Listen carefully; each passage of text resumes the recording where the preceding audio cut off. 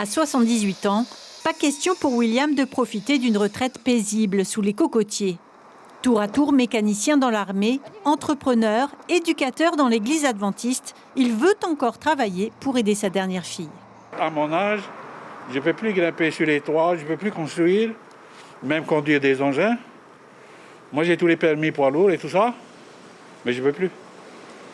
Alors, ici, aujourd'hui, je prépare cette salle et je vais former ma fille sur l'import-export.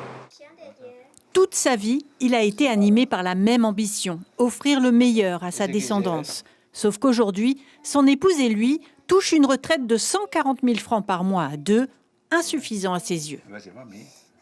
Heureusement que j'ai bâti le métier de mes enfants qui me permet de vivre dans sa maison et de ne pas être dans la rue. En réalité, William touche 63 000 francs de retraite. C'est le régime des salariés qui complète sa pension. Elle s'élèverait à 80 000 francs s'il était tout seul. Sa femme ayant plus de 60 ans, il touche à deux 140 000 francs. Contrairement à ce que l'on pourrait croire, le défenseur des retraites n'adhère pas forcément à cette formule. Le plus souvent, les pensionnés n'ont pas assez cotisé et c'est du coup les salariés qui doivent compenser. Un retraité qui touche, je vous donne un exemple, qui touche 30 000 francs de pension. Quand il atteint ses 61 ans ou 62 ans bientôt, eh bien la CPS, le régime des salariés, va lui donner 50 000 pour rattraper le 80 000. C'est ça qui ne va pas. Parce que ça nous coûte 1 milliard par an. Et ce milliard-là, c'est de la solidarité. C'est pas de l'argent que tu as cotisé. Mal en point, le système de santé polynésien nécessite une nouvelle réforme.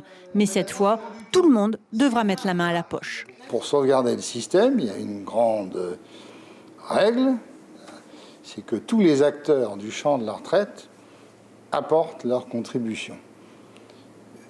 Les acteurs, c'est qui?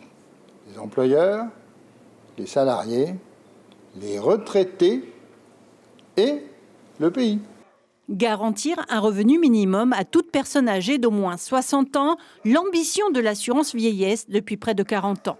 Reste à savoir si l'allocation complémentaire de retraite survivra à la réforme.